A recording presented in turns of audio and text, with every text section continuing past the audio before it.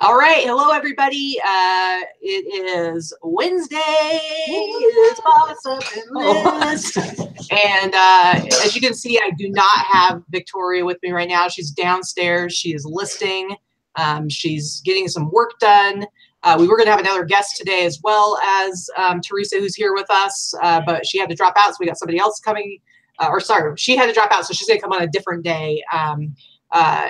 Melanie Burkholtz, but we do have Theresa here with us because we have a ton of eBay stuff to talk about, you guys. Tons of different things to talk about. It's going to be a full day.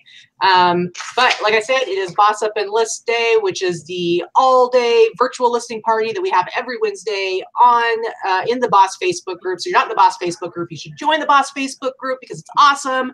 And the link to it is below in the description of this video.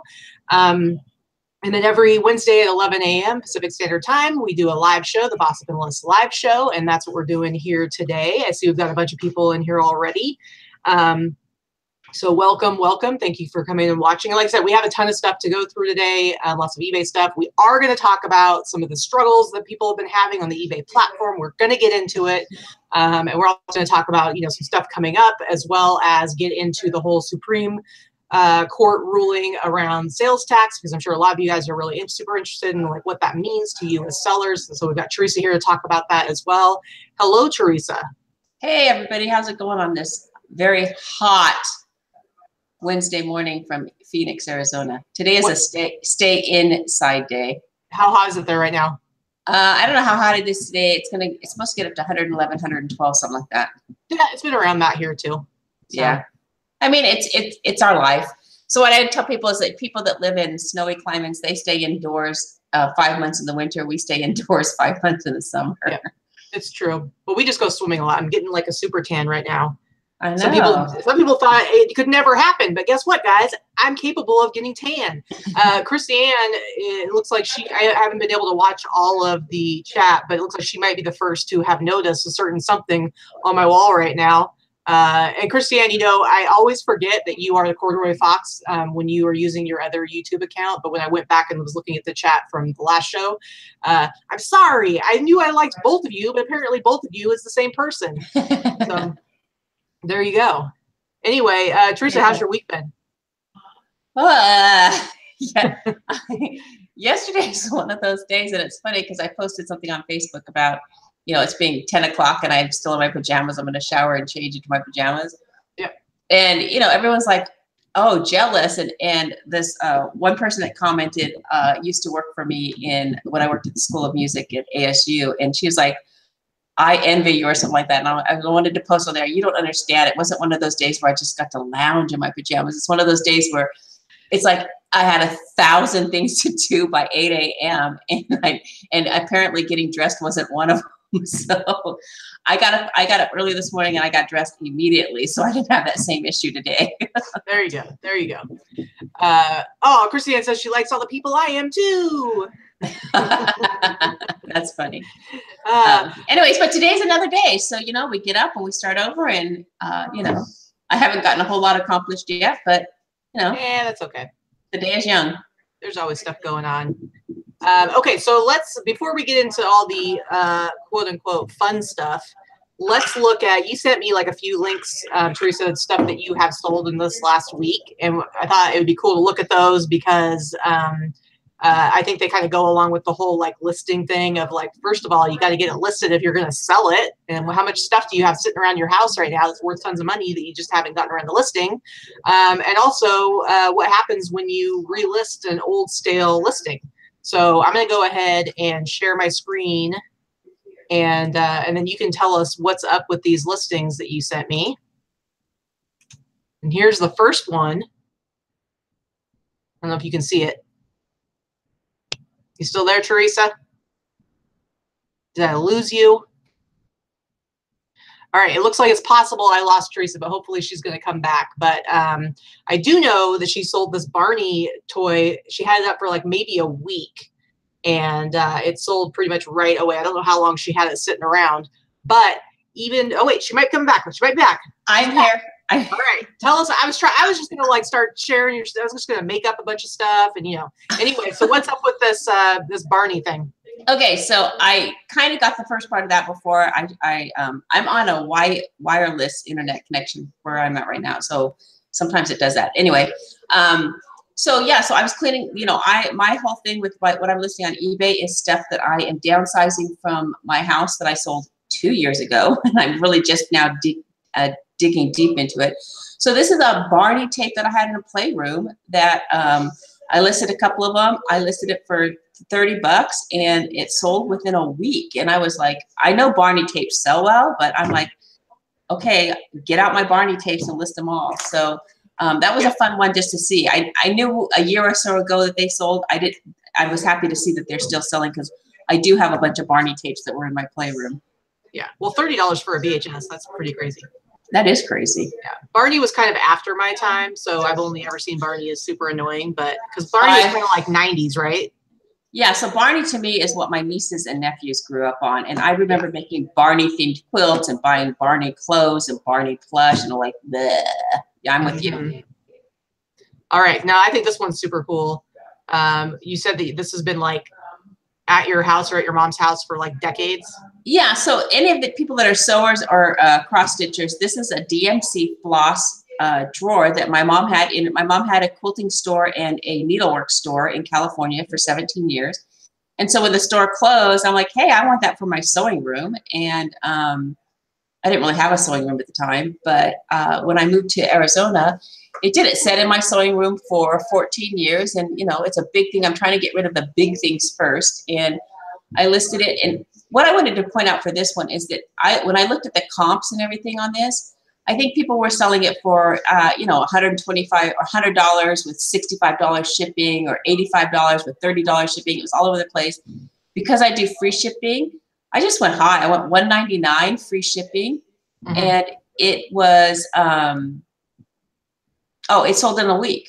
And so don't be afraid to list higher. I always tell people the highest price is what my starting point is. When I do comps, there's not a whole lot of these available. Mine was in excellent condition. But you know, if you're at a yard sale, you're at Goodwill or something, and you see one of these things, they usually have DMC, which is the name of the embroidery floss, on the drawers. Then pick it up because it's worth some money. Angie wants to know how big is it, which there's actually down here. It shows the measurements. 14.5 inches by 12.5 by 9.5. Yep. So, all right. So then the next one is going to be a lesson in relisting stale listings and terrible pictures. Yeah. So one of the things, so a lot of you guys know that I am in the process of ending. I mean, I have some stale listings. I think I'm working on 2013 now. And let me tell you, I've been working on this for a long time. So I do 25 listings in the morning, 25, at least 25 in the morning, 25 at night. So because of that, I have no idea when these were originally listed, but I can tell that this is a sheet on the floor in my family room. I hate taking pictures of pants like this. This is my favorite way, folded up. But anyway, so I ended this listing, I relisted it. And I didn't change the price, but it sold within, I can't tell. It sold within a week again. So that whole ending your listings and relisting, it works. Nice. Very good. Yeah, I've been seeing some stuff here. I'm going to go ahead and take us off of the screen share here. But yeah, I've been seeing some stuff about like how really after 90 days, you know, because I used to be in the whole camp of, you know, Li-Fi, like list it and forget it. But I've been seeing some information out there that's kind of talking about how after 90 days, it's pretty much done. Like you're going to be lost in the search. I mean, yeah, you can maybe sell some stuff, you know, after it's been up for a year or more. I mean, I definitely have sold some stuff that's like been up for a really long time, but by and large, like after 90 days, it's kind of time to just like end it and sell similar, which is what we've been doing in the Boss Group, is really encouraging people to do that. So yeah, it definitely is. It's working for me. And, you know, and if I keep changing it up. At first I was like just ending listings and I'm like, I don't want to sell this. I have a anchor store. I have 10,000 listings. So now I'm just doing end it and relist. And then to get through the whole cycle. And then the next time around, because I don't know how long these listings have been suppressed and nobody's seeing them. And because it's not costing me any more money to keep them all listed, that's kind of where I'm at now. And we'll see what happens. But I'm eventually going to go to the 90-day model. Yeah, I think I am too. Yeah. And hopefully soon there might be some tools coming out that, not that I'm going to hint about anything that may or may not be top secret, but I know I would love to have some sort of way that I could automatically have stuff get ended and then do sell similar after a certain preset period of time. I'm just saying. Hashtag top secret. But I promise you guys, we're actually going to have a guest on soon, within the next month. Before eBay Open, we will be having a guest on the show, and Theresa will be back for that show. And we're going to be talking about this hashtag top secret project that we've been working on with a few other sellers. It's not an eBay project, although it is related to eBay sellers. It's developing some tools for eBay sellers. So we'll be talking about that very, very soon. But we're going to keep hinting about it to drive you crazy. I know. It's awesome. Yeah. All right. So anyway, so let's get into, we'll talk about the Supreme Court stuff a little bit later in the show. I want to get into the stuff that people have been freaking out about, and somewhat understandably, over the last, I'd say, especially the last week or the last few days, stuff's been going on. And first of all, I want to say I am admittedly an eBay cheerleader in the sense that I truly do love the platform. I love the company. I love the community. I love all the other sellers. And so a lot of times, you know, I tend to take everything from a positive spin because that's who I am. But I never do it dishonestly. It's always like because it's what I really believe. And so in this case, there are some things that like I've been frustrated about, and I'm going to be completely upfront and honest about them because I don't think that it's all about, I don't want to be like the yes girl of eBay, because that's not what it's about. It's about supporting a platform that I really care about, but also trying to hold them accountable when I think that there are issues that need to be fixed. Because the thing is, like, they really want to know how things are going. They do listen to us. And so I think it's our responsibility to communicate to them when things aren't necessarily going well. I don't know. What do you think about that, Theresa?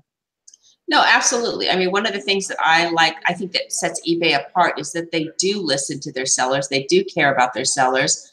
And even if it's something that doesn't get changed, I mean, I'm here to tell you, eBay does listen. And so, yeah, it's what makes eBay eBay. Yeah. They listen and they care. But they're also a company. They're also a company. Publicly traded company, so they have board of directors and they have investors and people that they have to answer to as well. So just because a policy change doesn't work for you and your store model doesn't mean that it's not good for the bigger company. And I think small-time sellers or small business owners sometimes forget that while I am a small-time business owner, I am using a very large corporation platform to run my business. Right. And I think that to a certain extent, like when your entire business is based in a virtual space and we're using technology in order to run our businesses, there are times that things are going to fail. It just happens, unfortunately. Just like if you had a brick and mortar, there are times when things are going to go wrong, and it's going to cost you money or time, and it's going to be a problem. I don't know what's happening right now with eBay. Like, I'm not sure, like, if maybe there's been changes in their IT team or tech team. I don't know, because it does seem like there's been a lot of issues on the platform, you know, glitches or mistakes that have happened that have affected sellers, unfortunately. So, like, let's just jump into it. First of all, the picture problem, or as I call it, picture-geddon, okay? Picture-geddon has happened, guys. It's true. It's real. It's really out there. You know, for whatever reason, my understanding is that it was over like a 3-day period about where there was some sort of glitch. I don't know why. I don't know how. I don't exactly understand which listings were affected or why. But certain listings lost their pictures. And so when you go look at the listing, when you actually go click on the listing, you'll be able to see the first picture, but all the rest of the pictures have disappeared. If you go and do a bulk edit, you see that there's all these listings that have missing pictures. Now, one of the things that eBay has been suggesting to people is that, oh, if you go and do like a bulk edit, but you don't actually change anything, and then you update it, then it will magically fix the problem. Well, supposedly that worked for some people, but it also has not worked for other people. I know it didn't work for me. I don't have a huge number of listings that have missing pictures. I thought it was only 10. It's actually more like 50. So it's not like a major problem for me, but you know, it is pretty irritating. And for some people, they might have hundreds and hundreds of listings. How many do you have, Theresa? Yesterday I looked and I think I had like 176. Upon closer view, I have over 300. I'm concerned it might be all the 600 listings that I revised last week. So yeah, Photogeddon is not my friend. No, it's not. But I'm not freaking out. Technology glitches happen, things happen. I'm not jumping in right now to fix it because there's at least one picture there. I'm going to wait to see what happens. And eBay hasn't really come out with anything publicly on this yet. And so I'm just going to wait to see. Maybe they'll figure out first they have to figure out what caused the problem. Then they have to figure out. Well, they say that they've fixed the problem. Like not that they've brought the pictures back, but they say that they've fixed the problem of what was happening that was causing it. And Dorothy was saying that it was good till canceled listings that were auto-renewed between that time frame. And that might be right. So it's not ongoing anymore. But so go ahead. So it may be good to cancel auto listings that were renewed, but I can tell you from my listings, like I have 200 Beanie Baby listings that I ended and relisted last week. Every one of those only has one picture. So because of the stuff that I was doing in my store last week, and I literally stayed home all week and just worked on the computer in my store. So this is my point. It's like the team at eBay, or the teams, I don't know who's involved. And this is just my speculation, but I understand how, corporations work. So maybe they found out that 80% of them are good to cancel, but then they come up with a user like me that says, no, I was doing all these things in all those listings. So they have to really figure out what happened and how it happened. And then you have to give them time to figure out if they can have a solution that would just get us our pictures back. But I do think, and this is where I think a lot of people are frustrated, is that they're taking the route of silence for, I think, like a little too long before they talk about what's going on. And I get that maybe they don't have a solution yet, but I feel like it would be better if eBay would just say, hey, we're aware that we have this problem. We're working on it. Please bear with us. Maybe if they had like a place for people to, I know they suggest people go to eBay for Business on Facebook to report if they're having the problem, but at least letting us know, like, hey, we're in the process of trying to fix this. We're really sorry this is happening, but here's what we're doing. And then the second they actually have some sort of fix, let us know, because the way it kind of happens now is when something like this goes down, you start to get like little piecemeal bits of information, like this seller talked to a concierge CS rep. This seller talked to a regular CS rep. They were told this, and then they were told this, and then somebody just said that they heard the problems won't be completely fixed until the 3rd. Okay, where did that information come from? Because I haven't heard that information. So it's like there's all this stuff going out there, but like, Christiane makes a good point. It's like if they would just even on like the main page, like a place for, announcements or something where it says, this is a problem going on right now. We're working on it. Here's what you can do at this point, so that we all have like a centralized location to go and get information instead of, because I'm sorry, but I've talked to different, CS reps where some of them I trust what they say and some of them I don't, because they don't always have the right information. Yeah. And I agree with you on that. And, I know I'm frustrated. It's frustrating for sellers. I'm frustrated just because, we're trying to answer questions and we're trying to gather the data from, that we're hearing from sellers so that we can, try to get the best information out to the people that, we have in contact with. And my guess is that I think that this happened last week or over the weekend. I don't really know what exact days, but my guess is eBay probably didn't know about it until Monday. Yeah. So I would think that by Tuesday afternoon or something, they would have had some kind of a statement. But, I get it. It's frustrating. I'm with you. I'm not going to, what are you going to do? Yeah, we're not. But also, I in the places I have within the community, it's like I do want to be able to help people to kind of get some perspective and hopefully, breathe a little bit. There's a certain amount that you just have to have patience because they are working on it. It's not, when a glitch like this happens, it's not like they're just leaving it. It's, there is something happening. It would be nice if they would in a slightly different, more upfront way that we all know what's going on. But they're already talking in the chat a little bit about the, Sandra was just talking about the solution that I was going to show, sort of a solution. It's more of a workaround, but let me go ahead and share my screen again, guys. Because I can at least show you a way that you guys can retrieve your pictures. Now, some people do their inventory, and like Christine, the way that she does her inventory and the way that you do yours, Theresa, it's like you have all your pictures backed up, and there is a way for you guys to be able to go and find them and retrieve them from certain dates and stuff like that. So, it might be easier, I'm sure, for Christine to replace any missing photos, but not everybody does that. I know I don't do that. I do have all of my photos backed up on Google Photos. So technically I could go and see when I started a listing, look at around that time period for, for my pictures in my Google Photos, and I probably would be able to find them. But there is another way. And so we don't technically have any hashtag boss up shout outs today, but I'm going to do the boss up shout out to Dorothy, because Dorothy did see about this solution, I think, in another group, and she came and shared it in the boss group, which I think is really helpful. And so basically, let me just show you real quick.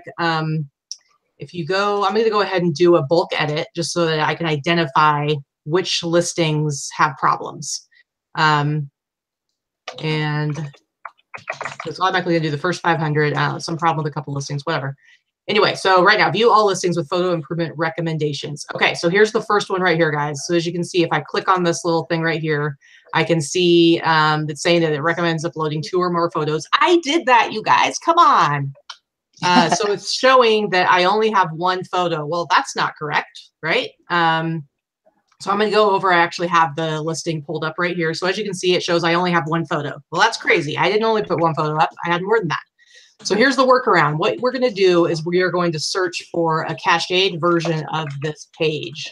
And basically, this is kind of like going back in the history of the internet, and it's looking at an earlier version of this page and trying to retrieve the pictures from it. So what I'm going to do, I don't know if you saw what I just did. I just highlighted, I copied the item number right here, and then I go over here, and I'm going to paste it in there, and now I'm going to hit enter. And this is going to bring up the search results. So right here, this is my listing right here. And you can see this little green arrow. And if I click on this green arrow, it says cached. So I'm going to click on that, and bam, here's my listing. This is from a while back. So you can see my feedback number is lower than it actually is. But here I can see my pictures. And I can go in, and I can actually go ahead and save these. Go in and save all these pictures that I lost.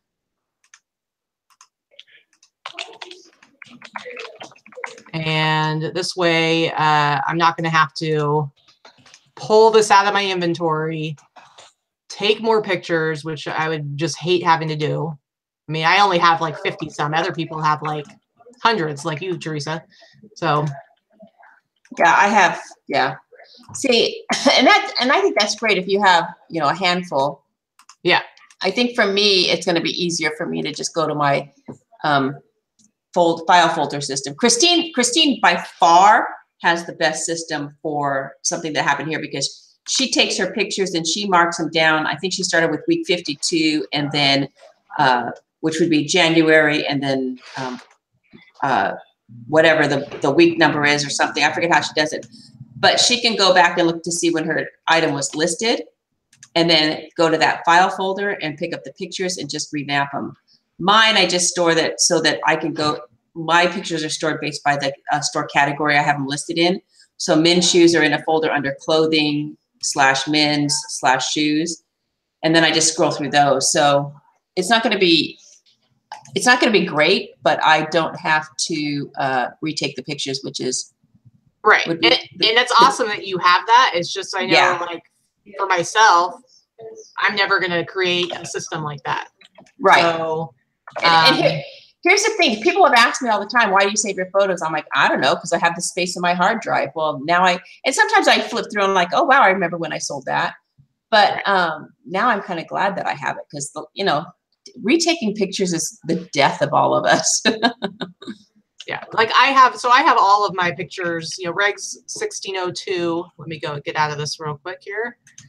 says, why would you delete photos from your file if the item hasn't sold yet? Listen, I don't keep track of my photos like that. I take all my pictures with my phone. They all get auto-synced up to my Google Photos.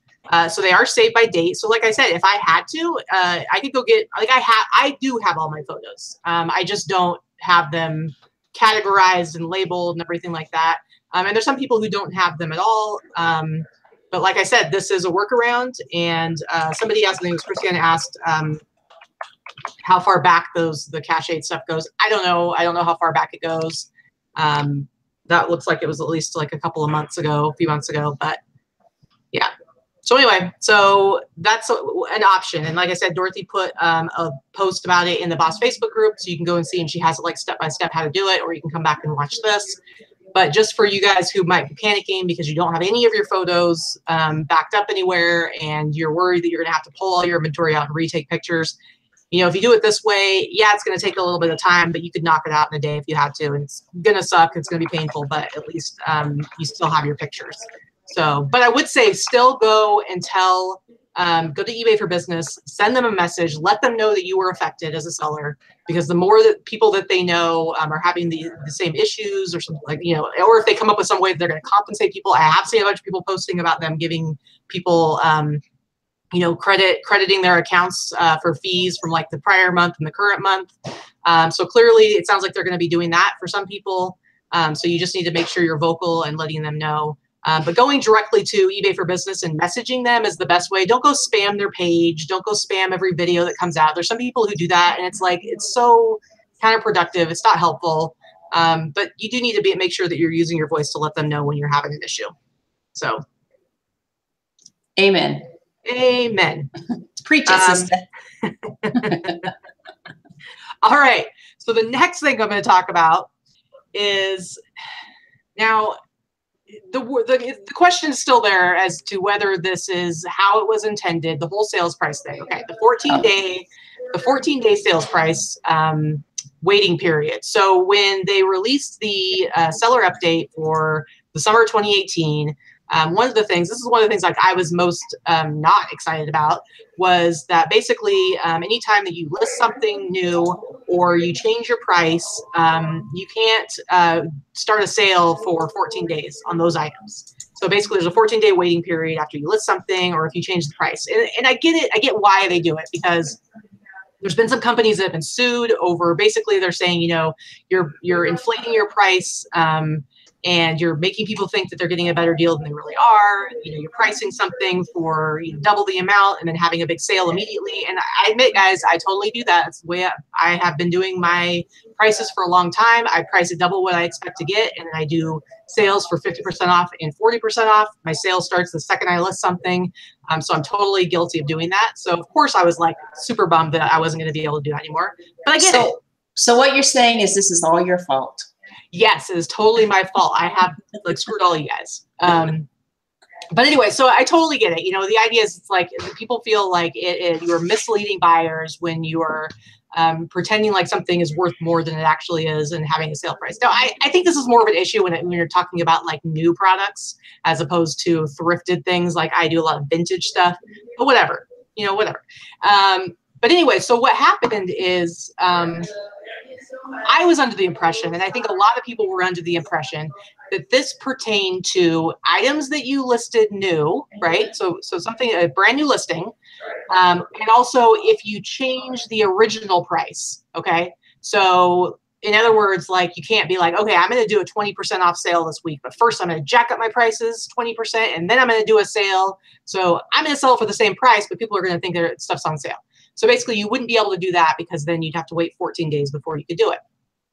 Well, it appears that the way it actually is working is it's any change in price, even if it's a sale price. So for instance, if you put something on sale and then it goes off sale, it going off sale is a change in the price, because let's say it's $19.99, it's on sale for $12.99, and then that sale ends. So it went from $12.99 back to $19.99. That's a price change. Now you got 14 days to wait. Okay, well, the problem with that is it means that you can't do back-to-back sales. You can't do frequent sales. If you, let's say you like to do sales on the weekends, and every weekend you like to do a 10% off sale for Saturday and Sunday, and that's how you get your little boost on the weekends. can't do that because you couldn't even do every other weekend because you have to like go 14 days from when the last one ends, right? So I don't know. What do you think about this, Theresa?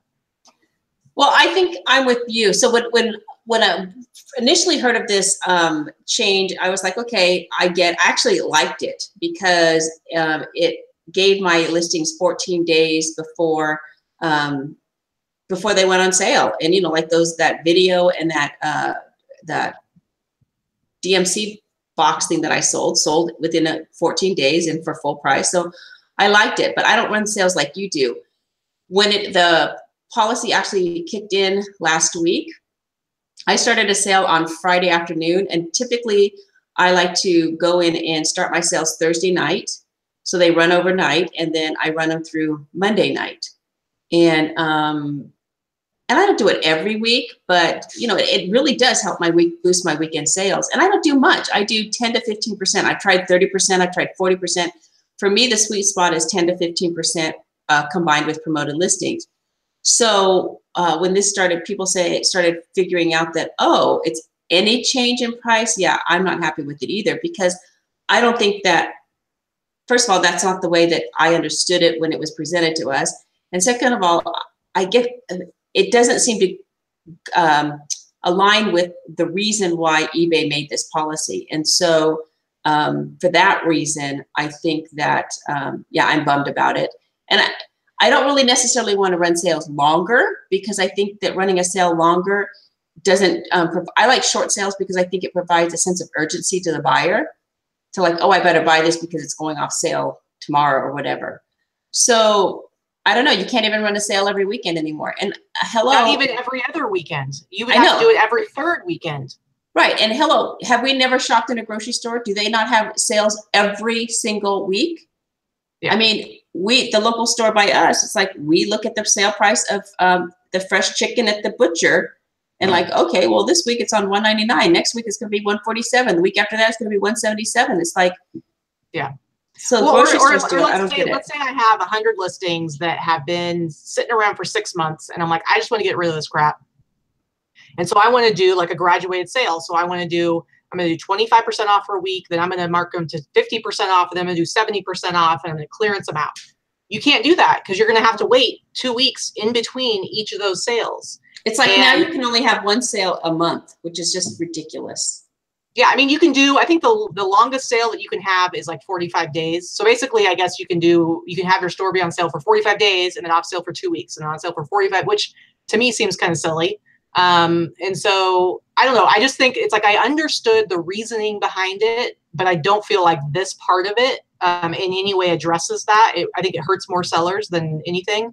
And I think the original way that we thought it was going to work completely made sense and helped to, prevent some of those issues. But this is just like, it's like, I'm sorry, but people like to buy things that are on sale. And I think that we should be able to go up and down in sale prices and play around with our numbers and stuff. And now we can't do that. So it's a little frustrating. I do think, I don't know. So first I thought it was a mistake, but from the word that we've been hearing back, I don't think it is now. No, it's not a mistake. It is intended to be this way, whether that's what, was presented to us or not. That is the intention. So I don't know. I'm going to give it 3 months and see how it works out. And eBay does listen if it doesn't work. And so I don't know. I'll probably talk to some people face to face at Open, just like explain to me why this worked. Explain to me how this is going to make it better, or how eBay is protecting the consumer when every other retailer. I mean, we're not talking Kohl's, which has ridiculous sales. Kohl's really does jack the price up so they can mark it down. But I mean, retail, everybody knows this is the way to draw people in, is to have a sale.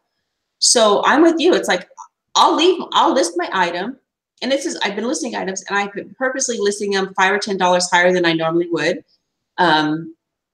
Hopefully that some things, I will get that price for, but it allows me to run a 10 to 15% sale. As long as I don't change that original price, I don't feel like the sale price should be considered into this whole policy. Right.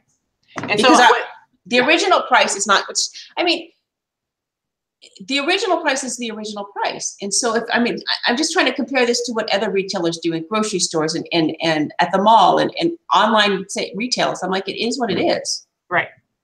And so I would just suggest to you guys, if this is something, I mean, maybe not all of you, it even matters to you, but for those of you that does matter, make sure that you message eBay for Business. Let them know, don't, be kind about it. Don't be jerks. Don't yell at them like I see some people doing. But send them a private message. Just let them know how it affects you personally as a seller.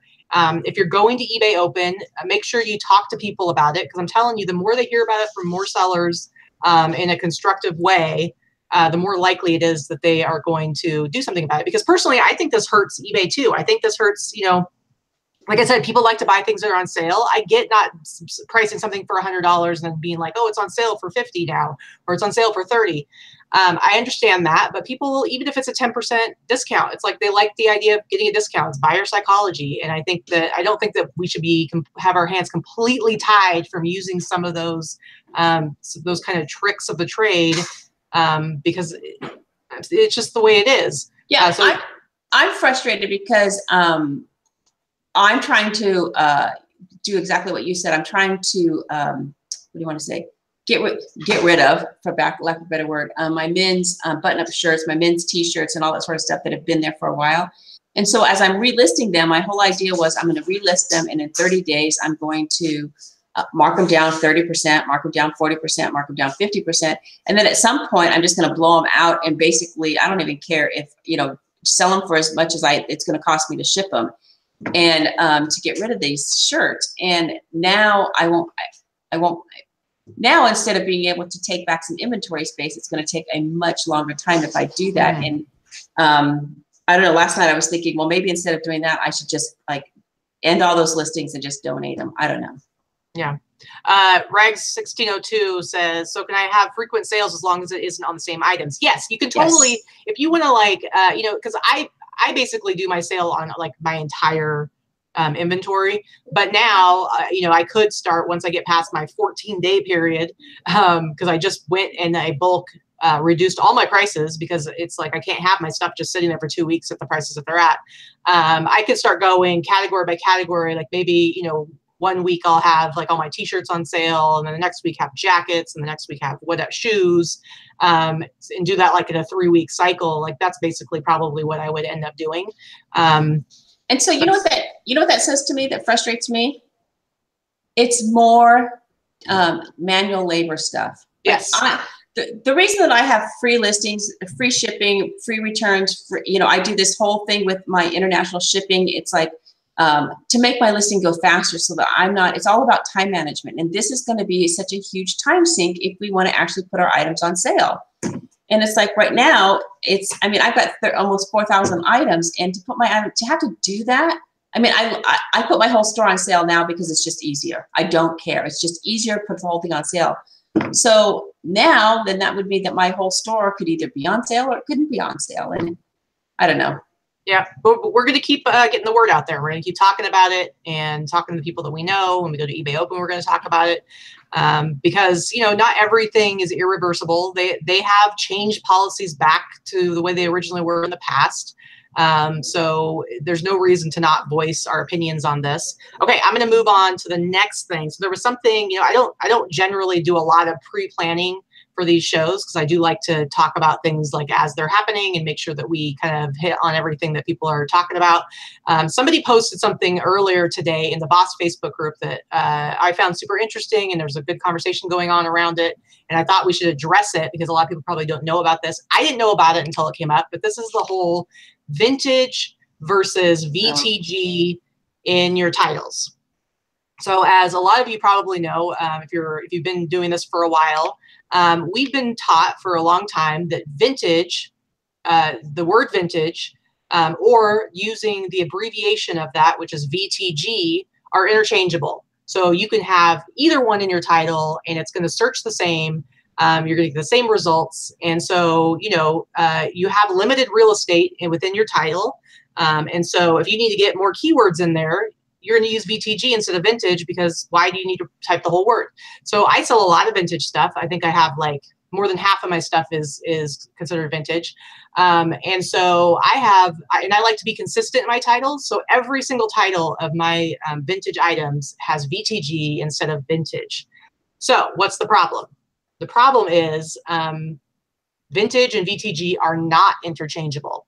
Now, if you type in a search and you search VTG, you will get results that have vintage in the title instead, and vice versa, but the search results are not going to be the same. So I'm going to go ahead and I'm doing another screen share here, Theresa, so bear with me. You're good. Here we go. So I'm just going to show you what this means. I'm even going to use the listing of our boss Facebook group member who pointed this out. Because basically, I think she was searching it and couldn't find it and called, and she was basically told that this is the deal. So she has a vintage snake pin. So I'm going to go ahead and search it the way that she has it listed. Vintage snake pin. Okay, so we're going to go ahead and search this. Okay, so first of all, notice that it's 536 results. So we scroll down a little ways. There's multiple pages, but I do believe we'll find her listing on the first page. And let's see, where is it? I know it's here. I know it's here. Here it is. So this is her listing right here. So you see it's a vintage coiled snake. So vintage, the VTG snake pin search, found it on the first page. Okay, we're going to go ahead and we're going to go back up. Sorry if I'm making you guys seasick. And we're going to do the same search, but we're going to spell out vintage. All right. Well, this time there's 537 results. I don't know why there's like one more result, but whatever. It's the same results. Technically, it's the same results. However, you'll notice there's different listings showing up than before. So they're not in the same order. It is different. And you'll see that all of these ones, you don't see VTG, you just see vintage, right? And then you go through this first page, everything is vintage. You're not seeing any VTG results. Now, which way are buyers going to be typing in their search? They're probably more likely to use vintage than VTG. I think VTG is probably more common with sellers because of what we've been taught. So you keep going down. Now look, there's a couple right here that say VTG, but then it's still just vintage. Still haven't seen her pin. Her pin's not here. So I believe she ended up figuring out it was like 4 pages in. So 4 pages deep on the results. Okay, but there is hope, you guys. There is some hope. I'm going to go back to those ones that had the VTG. Now, why are these ones showing up on the first page of the results when they don't have vintage in the title? I'm going to click on this one. Now, first of all, guys, please don't do your listings like this because there's a lot going on here. There's a lot going on here. But the key to it is, if you go down here, down into their description, actually the other one might be a better example. They have the word vintage in their description. Let's go back to the other one. Lose it. I think I went too far. If I go back to the other, here we go. So this one's not such an obnoxious listing. So again, they have VTG in their title, but in their description, vintage. So here's the thing. The search, the eBay search does pull from other parts of your listing, not just your title. So, I mean, I have known that for a while, and a lot of times I'll put keywords. If I don't have enough room, I will put extra keywords into my description. But if you notice, so basically what you need to be doing is either you need to put both vintage and VTG in your title, or you need to make sure that you have them both in your listing somewhere. I think most likely I might start changing to vintage, the full word being in my titles. I don't know. I haven't decided yet. But one thing that you should probably do in the meantime, just to quickly kind of deal with this issue of the search being kind of screwed up like this. Actually, I'm going to cut out of this real quick. So my suggestion is that you actually can go and bulk edit your descriptions. So I'm going to go in, like I'm doing the bulk edit again. I'm just going to show you real quick. No. Oh, system problem. Of course. Of course. But anyway, you can bulk edit. And basically what it'll do, it'll be a little bit messy, but what it's going to do is it'll tack the word vintage onto the end of your description. I know I used this when I had to update my HTML to have like the mobile friendly thing. So basically what you would do is you would find all your listings that use VTG, you would edit it, and you can go in and you can actually edit the item description. Go in here, and so basically what it says edit listings in bulk, add to item description. So anything that you type in here is just going to get tacked on to the end of your description. So for those items, I would suggest put vintage in here. Now moving forward, you should probably do it in a more deliberate way where your new listings, you're making sure to you at least understand that you have to have both of those somewhere in your listing in order for your item to come up in the search. But yeah, so this is like kind of the workaround. Yeah, Karen says this is horror for those with a lot of vintage listings. Listen, I have a ton of vintage listings. I'm going to go ahead and get out of the screen share. I have a ton of vintage listings. And so, yeah, is it super annoying? For sure. My stuff hasn't been showing up as high up in the search as it should. So I got to go through and do this myself. And moving forward, it's going to change how I do my listings. So there you go. Oh, so Dorothy says the first 600 characters that it searches in the description. Okay, so that's good to know. So my descriptions are pretty short, so it'll work for me. So maybe it won't work if you have like a crazy long description, but it's just more information for you guys. Sorry. Yeah, exactly. I mean, now you know. What day is it right now? It's Wednesday. We have 2 more days till the weekend. Although when you work for yourself, every day is a weekend, right? Either every day. I mean, to a certain degree. I mean, I pretty much every day's a weekend or every day's a work day. Yeah, I mean, we definitely work 7 days a week. However, we also we usually go swimming a couple times a day, and we can kind of do what we want on what days we want to do them. So I don't know. Anyway. Okay. Sorry, hey guys, sorry that we're having such a downer show today.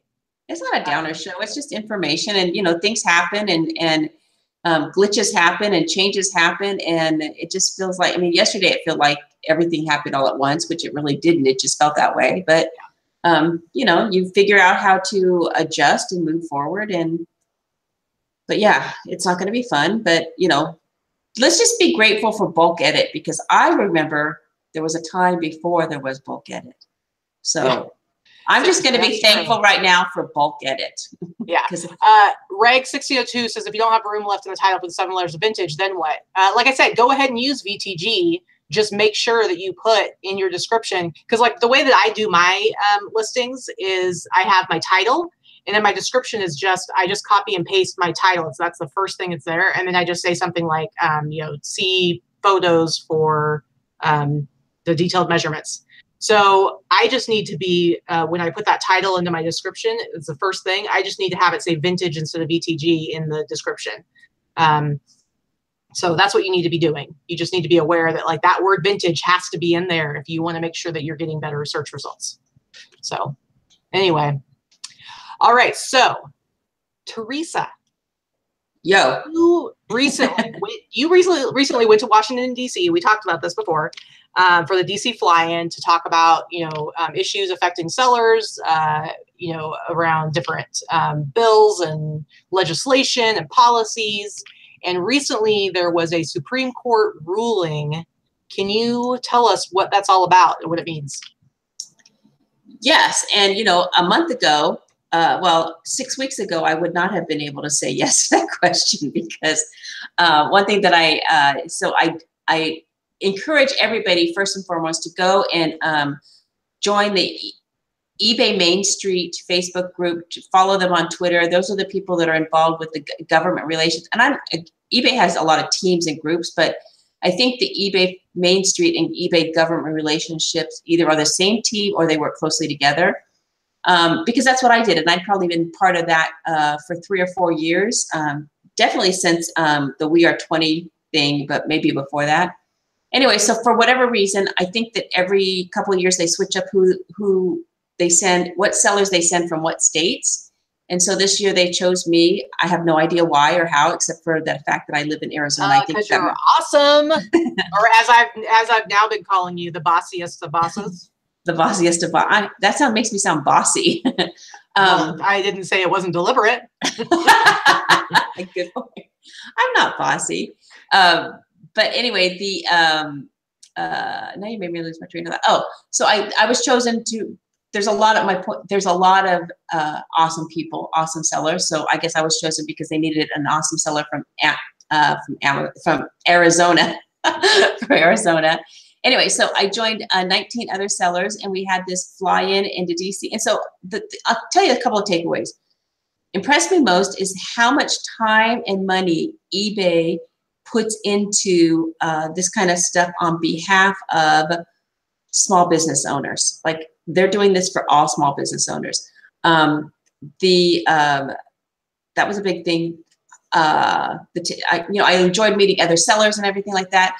They took a lot of time to educate us the first day on what the issues were, answered all our, what they probably thought were really dumb and ridiculous questions. But they really educated us on the issues. And then we went and actually spent the day talking to senators, congressmen, representatives, and we were in groups. So I met with the people from Utah, from Colorado, and then the 2 senators from Arizona weren't in DC the day that we were there.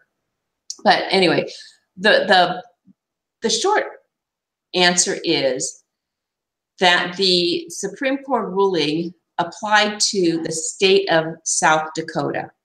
And so, without going into all the legal stuff, because I don't think I could actually repeat it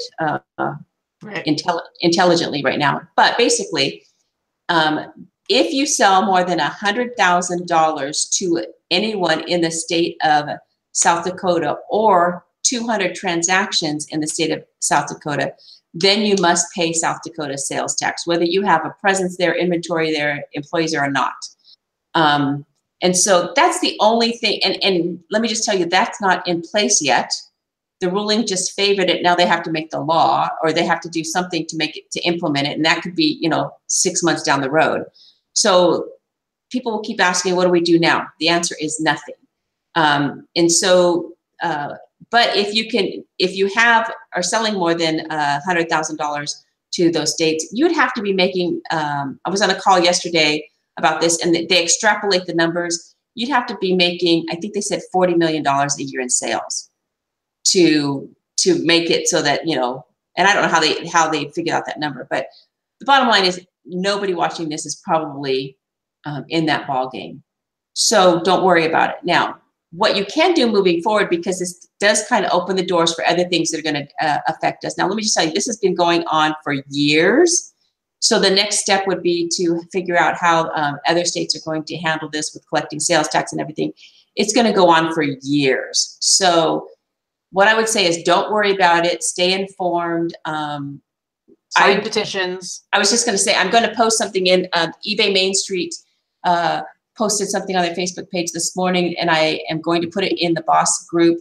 When I post those things and ask you to sign it, it's not a, what are those things? Chain letter.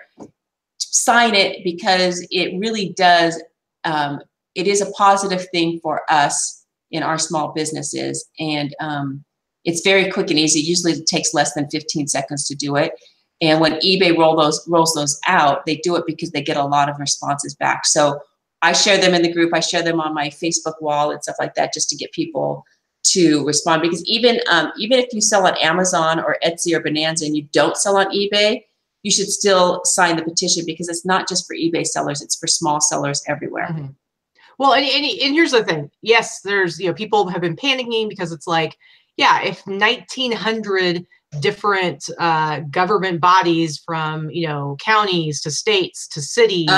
Try 12,000. Okay, 12,000. Sorry. If 12,000, it's like the number's so big, it's hard to even like wrap your head around. But if 12,000 different jurisdictions started saying like, okay, each seller has to collect tax for each of these things, and you do it, and then anytime there's like an audit in any one of them, you have to like personally fly yourself there to deal with it. Like, it would be impossible to like run your business, right? But listen, guys, first of all, nothing like that is happening right now. It's certainly not happening tomorrow. If it ever did happen, it would be years from now. It would be a whole long process.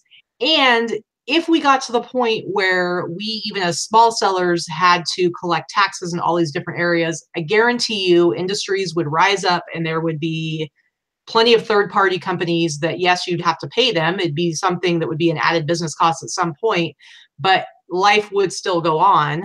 It would be just another thing that we would have to adjust to, another potential cost to our businesses. But the reality is guys, it used to be that like everybody went to the grocery store or the department store or the mall or whatever, all these brick and mortar stores within these geographical areas to buy their stuff, and they paid sales taxes. Well, what do you think happens when everything goes online? I mean, right now, most people buy their stuff online, and 10 years from now, it's probably going to be 100% of our stuff is going to be purchased online.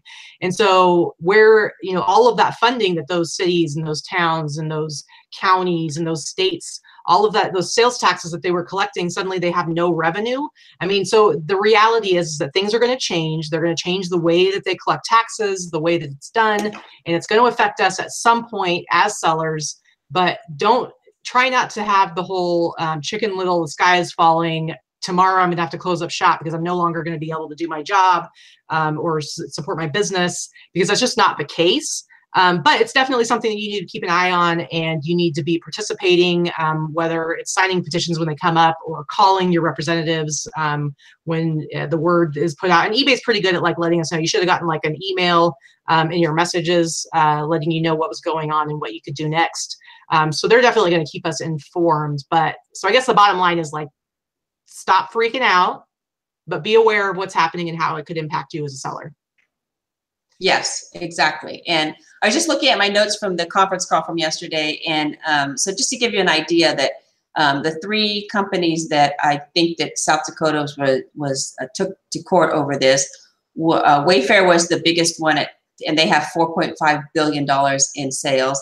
Newegg, and then Overstock was the smaller one with 1.5 billion with a B in sales. So unless you have somewhere between 1.5 and 4.5 billion dollars in sales, if you have those sales, then you're probably not the owner of the company and you're a worker just trying to not do your work today and watch this awesome video, because nobody that's, you know, running a company like that is going to be watching this video on how to make your vintage listings show up in search.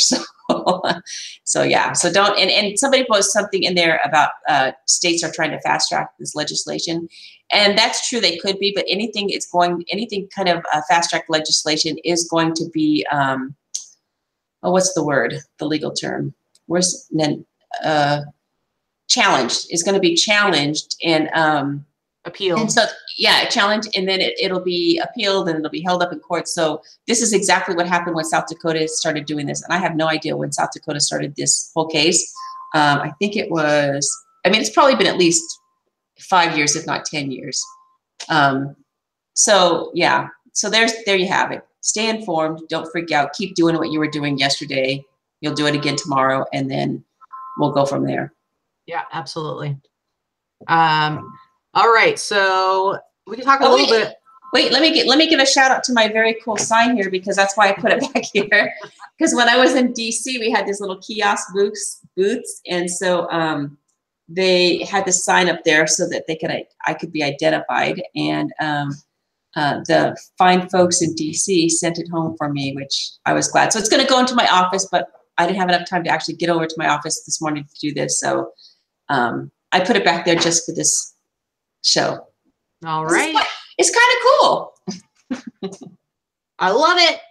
All right. So who here is excited about eBay Open? Oh my gosh. Everybody is. I am excited. I know some people are kind of like, oh, what's going to happen to eBay Open this year? Because there has been like a lot of stuff going on, a lot of grumbling, a lot of drama, all kinds of stuff. Yeah, but it's the same everywhere you go, I think. eBay Open is 4 weeks from yesterday, and by 4 weeks, it'll either be way more messed up, or it'll probably be fixed, and we'll move on to everything, and we'll just go, oh yeah, that was a headache. So yeah, I'm not concerned about it overtaking the whole eBay thing. I'm excited. I'm really excited to go, and I know I will be taking my opportunity to talk to people and employees from eBay and let them know like concerns that I have and any issues that are going on. So I suggest that the rest of you do the same. But guys, if you're in the Boss Facebook group, Theresa actually created a Facebook group just for Boss members that are going to eBay Open. So if you're not in the Facebook group, the Boss Facebook group should join it, and then you should join that group as well. If you know, I don't even know what it's called, but Boss goes to Open. Yeah, so that the idea of that group is it's probably not going to be very active right now, but once we get closer to eBay or once we get closer to Open, and once we get we're at Open, we'll use that group to communicate with everybody, like, hey, I'm over here having lunch if anybody's ready for lunch, or or we're going to go here. I think that a lot of people are going to share rides to go to the Chris Lynn charity thing for the blind on Friday. So it's just a way for us to communicate with the, I don't know, 70 or 80 people that are in Boss group that are going to be Open without having to spam the group with all the people that aren't there. But we'll post pictures in the Boss group to make you guys feel bad. Yeah, for sure. Also, for those of you, so for any of you that are going to Open, or if you're not going to Open, because I see some people saying like the cost and stuff like that, if you are geographically close to Vegas, close enough, Theresa and I are both going to be participating in an event that's happening the day after Open on Friday, which is, I believe is that the 27th, I think? It's going to be Friday morning. It's going to be like a big, yes, the 27th.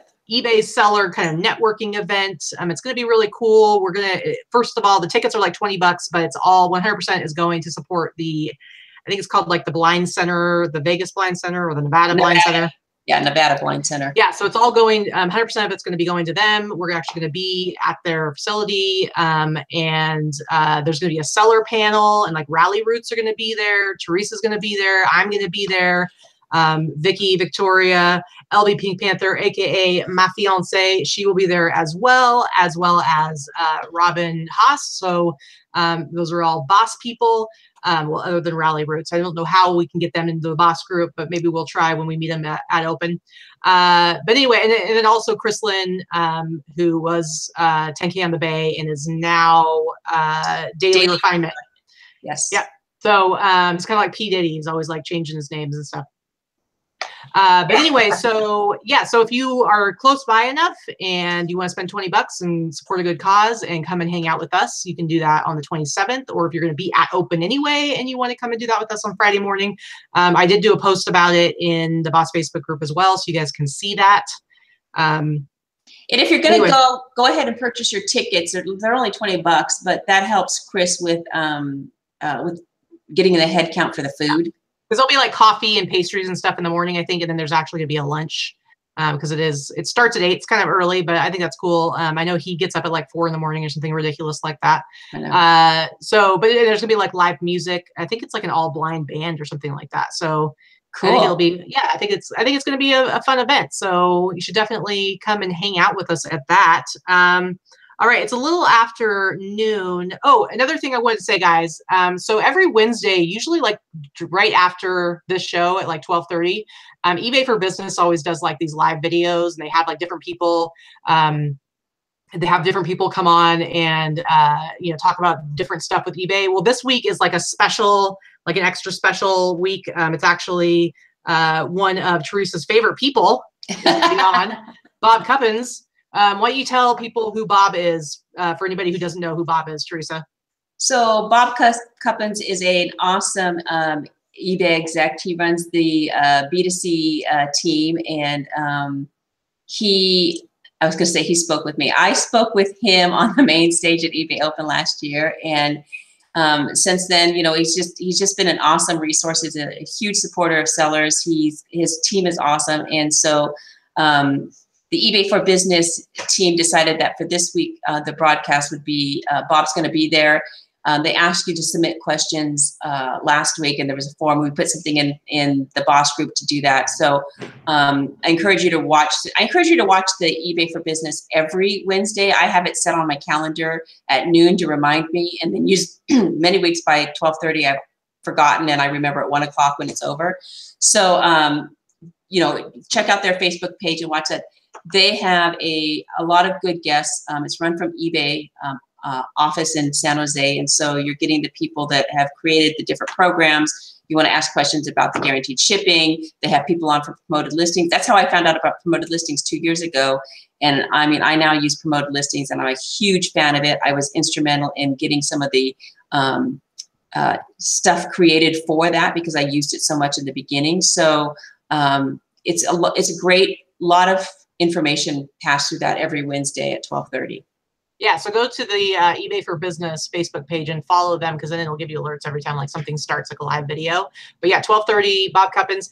Go check it out and participate in the chat. But listen, guys, don't be one of those obnoxious people spamming the chat, freaking out about the sale thing. I mean, listen, I'm going to be tempted to be like, why did you do this to me this 14 days? You're killing me. You're killing me.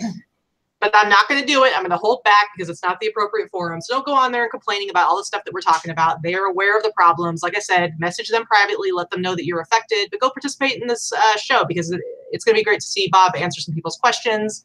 It's always informative, and I think he's a pretty cool guy too. And if you're going to open, you'll probably get to meet him because he'll definitely be there, and he's pretty approachable. So yeah, he's definitely approachable, and he will be there throughout the whole time at eBay Open. And let me just do a plug for eBay Open, because this is something that I started doing right after before the We Are 20 thing, and I continue to do it, and it's helped me a lot.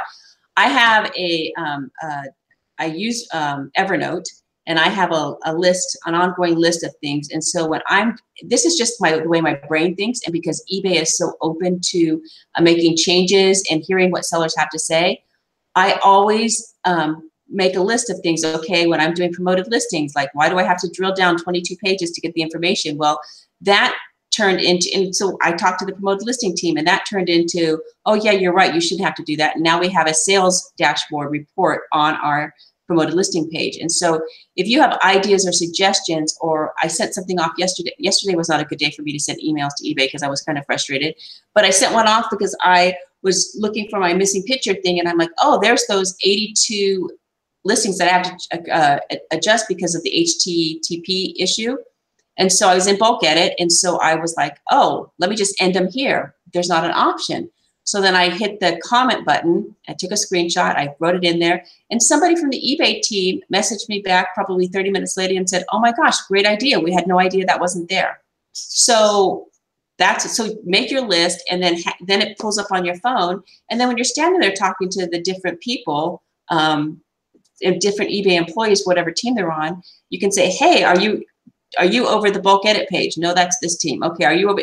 And then you can say, I've done this, and I'd like this, and this would be great if. And not a lot of even stuff that you hear all the time. It never hurts to tell them that, yeah, we would like to have cost of goods so that we can run financial reports. Like, they already know that, but the more they hear it, the more I think that the more it will. I don't want to say resonate, because it resonates. It's just, getting it into the project. But well, they have to know that it's a common problem.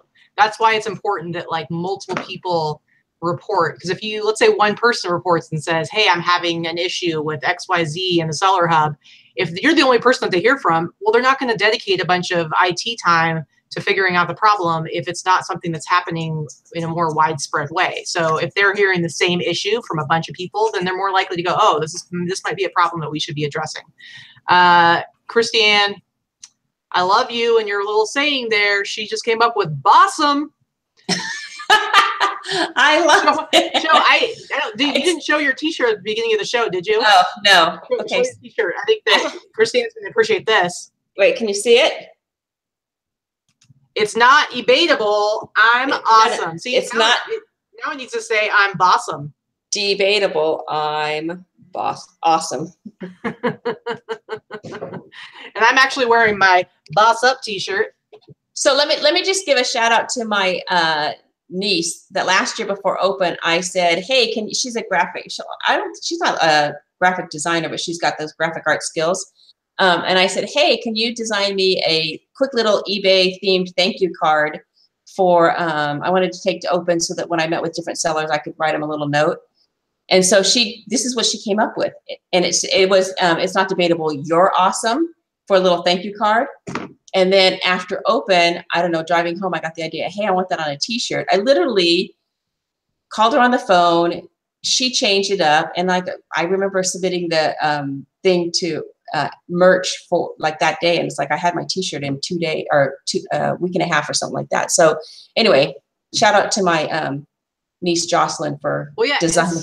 Some of you might actually recognize that t-shirt because Casey, Rockstar Flipper, he has one. I think you sent it to him, right? Yeah, so I sent one to Casey and Spencer Applin because they were both, we spoke on stage together. I have to be careful because they didn't speak on stage with me. We spoke on stage with Bob. And so, yeah, so I sent one to Bob, and I've sent them to several different eBay I've seen Casey wear it a couple of times on his show. Yeah, so I think Casey likes it the most. I think this is probably the second time I've worn it since open. I was just looking through my t-shirt drawer this morning, so. Nice. All right, anyway. Christiane, yeah, get that merch shirt made, and I'll totally get one. I need a BOSSum shirt. There you go. All about it. All right, so I think we're running out of time here. I want to give you guys time to go get some snacks, use the bathroom, and then you can go to eBay for Business and check out Bob's video. But wait, before you guys leave, because Katie's not good at this, before you leave, there's 107 people watching now. Hit the thumbs up. She'll tell you can hit the thumbs down, but if you're still here after an hour, don't hit the thumbs down. Hit the thumbs up. Yes, I do appreciate the support. Thank you guys so much for spending over an hour now with us, yakking about eBay stuff. We really appreciate your support. Join the Boss Facebook group if you're not in it. Subscribe to my channel if you haven't done that yet. Make sure you hit the little notification bell next to it so you do get notified when I put new content up or when I go live with video like this. And for those of you who are in the Boss Facebook group, it is Boss Up and List Day. So get back to listing and boss up.